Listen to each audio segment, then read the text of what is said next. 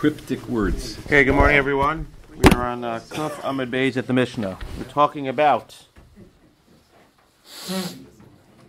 uplifting, exciting stuff, ma'aros and burial plots, all of the like. Okay. Or you don't like, doesn't Hamoicher makom lechaver lasos lo kever v'chein hamakal mechaver lasos lo kever. If you sell a spot for your friend to make a kever, or if you accept on yourself to make a kever for your friend, as you see, we're talking about catacombs. Catacombs are underground, not necessarily underground, but underground in the walls. They actually have them today on Har Menuchos. They ran out of space. So they bury people like in the rock. It would be the equivalent of this being a solid wall, and you would bury somebody horizontally in the rock. You would cut out space in the rock. So they had them where you would go down into like a cave area. If you Google catacomb, you'll see pictures, and you would basically put them into the walls. So let's actually use this room as a good example. We'll use this room as we go along. We'll assume that this is an opening into the room. Then you come into this room, if any volunteers, and into the wall, you'd have different spaces, and people would horizontally be placed into the walls as burial places. And then on top of it, it would be covered with basically the top of the ma'ara. Again, this is assuming that this was like inside of a cave, and they would cave in, and they would put into the cave. The shelf itself, would it be covered? So today on Har Menuchos, I was actually thinking about that this morning. On Har Menuchos, I think that they're covered with some type of headstone or something, literally with a stone. You couldn't look in and see the. You couldn't see it and see the coffin. I'm saying they're putting in the coffin. They're sliding a coffin into this space. Unfortunately, deteriorates, so it's not so pleasant. Right. So Zakta Gemara. If you do this, what do you do? Osetocho shel ma'ara dalid amos al sheish. This is what they call the crypt. So this actual inside of the ma'ara, let's assume, just again for argument's sake, this room would be 4 by 6. Okay? It would be 4 by 6. There would be, the lengths would be, again, it's a little bit different here, but assume that the length would be wide. It would be longer. So it would be 6 that way, and this would be 4. And this would be 4 amos, which is about 8 feet by 12 feet approximately. And you would put shmona kuchen around. If you look at the picture on Kuf Aleph Amud Aleph, just look at the right side where it says Ma'ara. Don't look where it says Chatzer, or the left side of that picture. On the right side where it says the word Ma'ara. So the top picture on Kuf Aleph Amud Aleph where it says Ma'ara and has the 8 things there. So you have Poseach L'tocha Shmona Kuchen. These are called kuchs, each indentation in the wall. Shloshim mikanu, shnaim kineged. So in our case here, you'd have 1 window, 2 windows, a third window, 1, 2, 3, and then 2 on that wall. And that wall with the 2 would be 4 amos, and the ones with the 3 would be 6 amos each. How big would they be? The kuchen arkan arba amos. The kuchen actually went in to the wall 4 amos, which is about 8 feet, which makes sense. It's enough room for the size of for the height of a person, plus some extra room with the coffin and everything. Viruman Sheva, Roman Sheva, and the height would be 7 tfachim, because the average person, when they're laying down, so the height is 6 tfachim plus 1 tefach for Tuma. Virachvan Shisha, and the width would be Shisha Tvich, which is Shisha Tvachim, which is equivalent of 1 amma. So it would be 1 amma wide, 7 Tvachim tall, which is 1 amma plus a little bit, and 4 amos in depth. That's how you would do it. Rabbi Shimon Omer, Osetocha Shamara Sheish Amos Al Shmona. He says, no, you make them ara bigger. You make it 6 by 8, which is the bottom picture on Kuf Aleph Amud Aleph. Just look at one of those 4. Concentrate on one of those 4, 6 by 8. And therefore, if you have 6 by 8 versus 4 by 6, you have room for 2 more, 1 on each side, plus at the head. Osetocha Shamara Sheish Amos Al Shmona. Uposeach Letocha Shlosha Sarkoch. 13. Arba mikan ve'arba mikanu shlosha mikenegdan ve'echad miyamina pesach ve'echad min hasmol. So again, according to Tanakama, I'll use my picture as an example. It's easier for me to hold up. But according to Tanakama, you basically have 3 on top, 2 here, 3 here, and the opening is over here, right? So you have 4 by 6. 6. How do you do the math? And this is going to be important. The math is that each one of these things we said is an amma, which is, again, for our argument's sake, an amma is about 1.5 to 2 feet. Let's just use 2 feet, but let's just say whatever, it doesn't matter, an amma. So you have one amma, and then you have one amma between, then one amma between, and then one amma. So that's 1, 2, 3, 4, 5, and then a half an amma on each side. Again, it's easiest to use a picture on Kuf Aleph and Aleph. So if you look at Kuf Aleph and Aleph, the top picture is the Tanakama. We're just talking about one side of the Mara now. The Gemara soon is going to say that you have to have a Chatzar in the middle, which is where the people go into, and then another Mara on the left side. But if you look at the right side, you have that little space between Chatzar and the first Mara is half of an amma. Then you have the actual thing is an amma. An amma is a space between an amma is a space between an amma, and then half an amma. If you do the math, it comes out to 6. Half plus 5 plus half is 6. If you look at the ones on the right, which only have 2, it's half plus 1 plus 1 plus 1 plus half is 4. That's how you get 4 by 6. 6 by 4 by 6. Now, if you look at the bottom picture, just concentrate on one of them. So if you forget about the ones that are going on the diagonals, but if you look at one of them, you have 4 on top, because he's saying to add an additional one on top, an additional one on the bottom, an additional one on the right, and then 2 extra ones. Now this is the maskan of the Gemara, where the 2 extra ones are on an angle. So forget about the 2 that are on an angle there. At this point of the Gemara, they're not actually there. So if you do the math, if you have 4, each one of them is an amma, and you have 1 in between is 4, and then 1 in between is 7, and then half and half is 8. That's why you have 8 on top, you have 6 going down, and 8 on the bottom. You understand? So that's how you have 4, 3, 4, and then the 2 additional ones. That would be a total of 13, and according to the Tanakama, you'd have 3, 2, 3, which is a total of 8. The question is, where do those 2 additional ones come? Again, based on our picture, the 2 additional ones are coming on an angle. There's 8 of them on an angle, you see. So that's the maskan of the Gemara where we're talking about more. But for this, at this point in the Gemara, we're just talking about one of those 4 units. What are we trying to figure out here? We're trying to figure out if somebody says, I'm going to build you a kever, this is the halacha. This is how much you have to build. This is what you're agreeing to build. How many kvaros you're agreeing to build, how many kuchen you're agreeing to make. Or if you're buying a standard, or if I'm buying a ma'ara for kvarim, what does that mean? That means I'm buying a space of 4 by 6 or 6 by 8. I'm buying the ability to put in either 13 kevers or, according to Tanakama, 8 kevers. That's what we're trying to figure out. So says the Gemara, Posech l'tocha shlosha kuch, arba mikan ve'arba mikan shlosha mikanegda ve'echad min ha'pesach ve'echad min ha'smol. Now again, these 2, if you're just concentrating on the bottom picture, you're concentrating on one of those 4 units. The 2 that are on diagonals are not necessarily there at this point. At this point of the Gemara is assuming that they're on the side which says Pesach, and they're actually going the other way into the Chatzar. So you have 2 going into the Chatzar. The Gemara says, Ve'oseh Chatzar al piyam ara sheish al sheish. Everybody agrees that the Chatzar in the middle, which is the open space in the middle, is 6 by 6. Kimelo hamita ve'koret, which is enough room to stand. It's 12 by 12 feet, enough room if they have to have a mini levaya, they could stand and they can do some eulogies, etc. And then again, you would see, I don't know if you have the same picture as me, but you have the Pesach that's going from the Chatzar. You have 4 different entrances into the 4 different ma'aras over there. But again, we're only dealing with one of them at this point. Says the Gemara, so that's now the opinion of the Tanakama. That's the top picture now. We're adding, you have a Chatzar in the middle of 6 by 6 amos, which is a square. You have one opening that goes to one ma'ara on the right, and one opening that goes to the other ma'ara on the left, and they're identical. 3 and 2 and 3. That's the top picture on Kuf Aleph and Aleph. Everybody have that? You have that top picture on Kuf Aleph and Aleph. That's the Tanakama.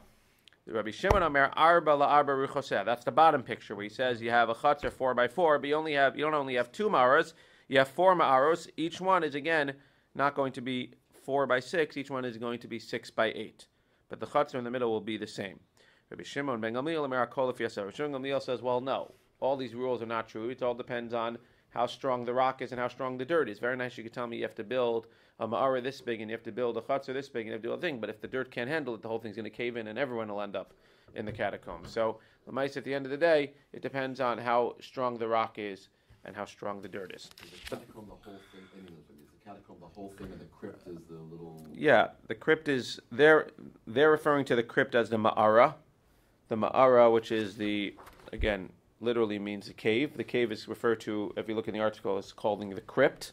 Yeah. And then the little things are the actual kevers. But the entire thing is called the catacomb. So, Hani Trei Lahei Chashadilu. So these 2 extra ones of Rabbi Shimon, where do you put them? Again, I'm referring now to the bottom picture, where we have those 2 extra ones on each, which is a total of 8 that you see that are on angles. That's a maskana. At this point of the Gemara doesn't know where to put those 2 extra ones. Because again, according to the Tanakhama, it was 3, 2, 3. According to Rabbi Shimon, it was 4, 3, 4 with 2 extra ones. Where do those two extra ones? So at this point of the Gemara assumes that the extra ones would actually go, showing you my picture, the extra ones would actually go over here, by the Pesach. So they'd be sticking in just like you have the two going this way. Well, this is the Tanakama, but just like you have the three on this side, the two extra ones would be going into the Chatzer. Now what does that mean, into the Chatzer? Clearly it would have to be underneath the Chatzer. So you'd have this Chatzer here, again, hard to picture, you'd have a Chatzer here, you'd have the Ma'aras on all four sides, you'd have in the caves, you'd have them in the wall 4, 3, 4, and then underneath the Chatzer, somehow you would walk into the Pesach, and underneath that, there would be two additional spots. The only problem is twofold, as the Gemara is about to say. First of all, if you have two things underneath the Chatzer, it's not kavadik to those two bodies, because you're standing on top of them. Like even now, today, when you go to a cemetery, once in a while you'll have to walk over a kever in order to get somewhere, but we always say it's not coveted to stand on top of it. So it's one thing if you have to walk over it, especially in Rabbi Shimon's picture, as the Gemara is going to mention, you have no choice but to walk. If it's surrounded on all four sides by Ma'ara, the only way to get to the Chatzar is to walk over some of the Kfarim, but it's a difference between walking over and gathering and standing on top of them for a while. So if you'd have the two underneath the Chatzar, which would basically be if he has 4, one on each side, it means you'd have 8 underneath the Chatzar, 2 from each side. And if you're gathering in the Chatzar, you'll be standing on top of that. That's the first problem. The second problem is that we're going to see that there's a Mishnah that says that if a Kohen is carried in a box into that Chatzar, and then he's released from the box, he stays tahor. It's impossible that he would stay tahor if you're claiming that there are going to be bodies buried underneath the thing. Even if you would keep an tefach space, midoraisa, it would still be chotzeit, it would still be, you would still be metame. So says the Gemara, honey tray, a live Kohen, yes. We have to differentiate between live and dead. Hani trei lehecha shadilu ilibrai hakamitache lehu. If it's going on the outside, which means underneath the chatzar, then you're going to be trampling on it. People are going to be standing on top of it. It's not going to be appropriate for the dead. It's not going to be appropriate for the dead person. V'su hatnan chatzar hakever ha'omed betocho tahor. Somebody who stands in it is going to be tahor. Seemingly, that would not be true if you have somebody buried right underneath the chatzar. So now at this point of the Gemara is assuming, which the Gemara is about to reject, is that you know where you put them? You put them on the right and left where it says Pesach over there. It says Pesach? Oh, you guys don't have it? Yeah, in the little box it says Pesach. So right in the right and left, right by the entrance of each Ma'ara, it says Pesach in that little thing. You can't really read it, but it says Pesach there. So right on the left, to the right, you see what I'm talking about? Yeah. Where it says Pesach. Oh, it says. So to the right and left of each of those Pesachs, you would put a kever. What are you going to trample? No, you don't put the kever horizontally, you put it vertically. So now you have 2 kevers vertically on the right and left. So as you walk into each Ma'ara, you're basically passing, not over, but you're passing a kever on your right and a kever on your left. The Gemara says that's not appropriate. Who should be buried vertically? That's not nice to bury somebody vertically. Rabbi Yochanan, kivros chamorim hizu. There's like the kever of a donkey where you're burying people vertically. That can't be the pshat. Rather, what's the pshat? Rabbi Yochanan da'avilahu bekeren zavis. This is a pshat. You do it in the corner. Okay, where do you do it in the corner? So look at the picture again. Look at the picture on Kuf Aleph and Aleph. That's what it means in the corners. So now you have 3, 4. Again, this is only within Rabbi Shimon. Tanakama doesn't talk about having more than 3, 2, 3. So if we talk about having 4, 3, 4, and 2 at the Pesach, it doesn't mean 2 at the Pesach. It means 2 opposite the Pesach in the corners.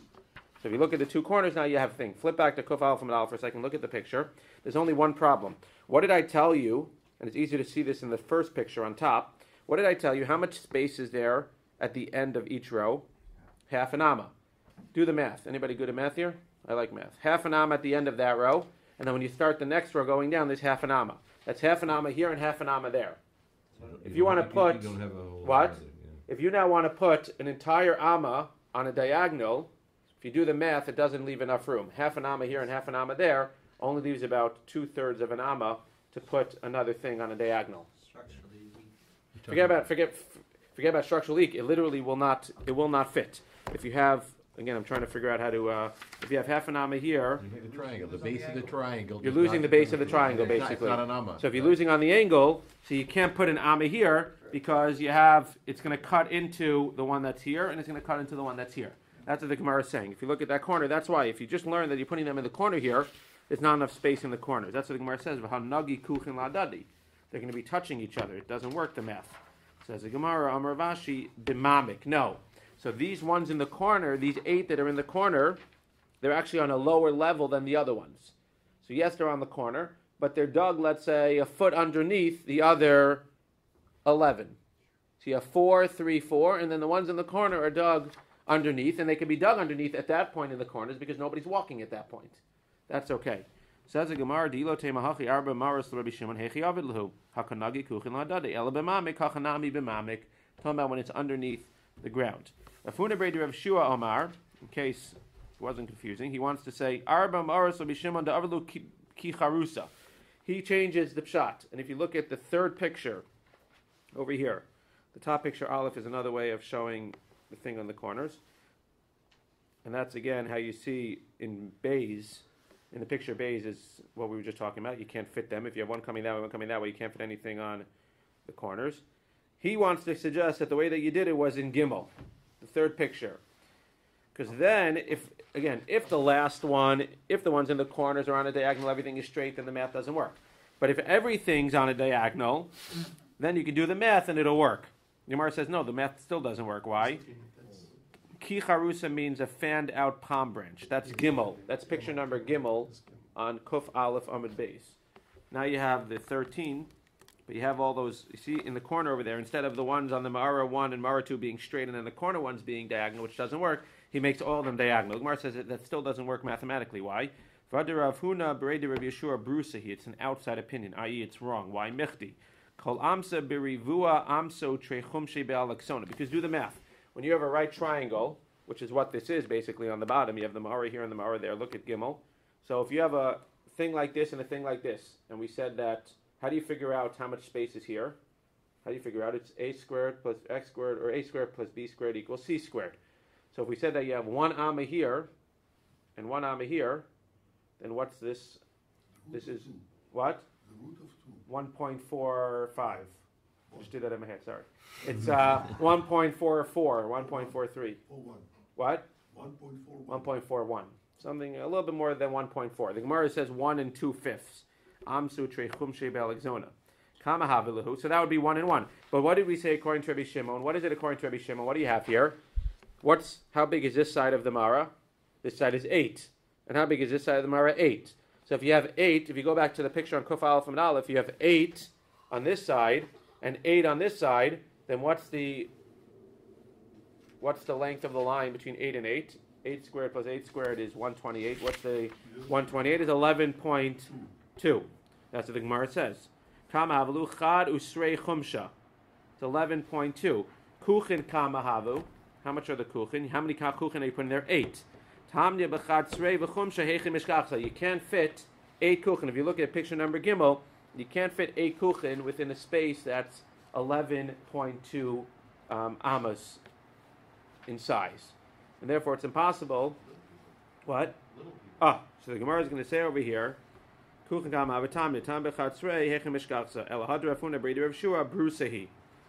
a wrong opinion. Or if you want to say, we're dealing with little people. We're dealing with Rahmanu Litzlan, people that were miscarried, children who were born. Now, it's not clear from the Gemara. It seems to me, the way that I read the Gemara, that the Gemara just rejected this opinion of Rav Huna Brei Rav Yoshua, and this answer of Nifli actually is another answer to explain the answer that we gave, that it was Mamik. That means, how do you have, again, on Kuf Aleph and Aleph, if you have the pictures, we don't have pictures here, you're in trouble, but if Kuf Aleph and Aleph in the pictures, we said, how could it be on the diagonal, it doesn't fit half amma, so we gave one answer was that it was underneath, the ones on the corners, the 8 on the corners are underneath, or you could say that the ones on the corners are smaller than an amma in width. If it's a baby, then it's smaller than an amma in width. It can hold, we said, the space between half an amma and half an amma here is about 2/3 of an amma. So if you have a kever that's 2/3 of an amma on the corner, then it doesn't even have to be on a different level, and it could just be 2/3 of an amma. So you could say that if you have 13 times 4, 52, minus the 8 that are on an angle, so it comes out to 44 regular kevers, and Rahman Litzlan, you have 8 nefilim in those things. Or you could say that it's 52 regular kevers, but 8 of them are going to be on a lower level. That's what the Gemara says. Okay. Done with that part. Now we'll talk about more uplifting stuff. Tnan Hassam, Hamotzi Mace. If you find a dead person, Mushkav Kedarko, who's lying down, No lo viet tfusaso, Shnayim no lon viet tfusasan. Now there's another rule over here that if you go ahead and you find a Jewish person, so Stam Halacha is, unless there is an exception for whatever reason, Stam Halacha is once somebody's buried, you can't remove them from their burial spot. However, if a person is not permanently buried, which means he wasn't buried in a cemetery, he was just buried on the side of the road for whatever reason, then you can move him to a permanent location. So the question becomes now, when you find somebody, you have to figure out, were they buried there permanently or were they buried there temporarily? So the Gemara says that if you find echad, if you find one that's meis mushkav kedarka means like a regular Jewish person. The idolaters were buried a different way, says the Rashbam. They're buried in a different fashion, either vertically or they were buried with their hands or their head between their feet. The Jewish person was buried laying down with their hands crossed like this. So if you find a Jewish person buried like that and you find one, then no lo viet tfusa. So if you find just one laying there, again buried over here, so you can assume that he wasn't buried there permanently, he was buried there temporarily. Why would you want to move him? Because you want to clear the area of any tumah. You want to have all the tumah in the cemetery. You don't want to have random people buried in random locations. So if you find one Jew, you could take him, but you have to take him with est fusaso. We assume that the earth, again, discussion how much, but we assume that the earth around this body becomes holy once the person is buried there. And therefore you go ahead and you take the body with some of the earth and you move him to a cemetery. That's if you find one. If you find two, shnayim no lan est fusaso, then you can do that the same thing. Matzah shlosha, but once you find three people, you have to be choshesh that it's actually a graveyard, it's actually a cemetery, and you can't start moving them. You have to assume that maybe it's permanent. If you, within all of them, there's a space of 4 to 8 amos. It means within a space of 8 to 16 feet approximately, you find 3 bodies that are parallel to each other, buried parallel to each other. Then you have to assume that you're in a base kfaros and you can't move any of them. Ubodek mimenu, not only that, ubodek mimenu lahal and esrim amma. If you find any other bodies within esrim amma, seemingly in any direction of these 3, you have to assume that they're part of the same cemetery, and you can't assume that they're just buried on their own in a random place. You have to assume that they were buried there permanently. Matzah echad besof esrim amma, bodek mimenu lahal and chaf amma.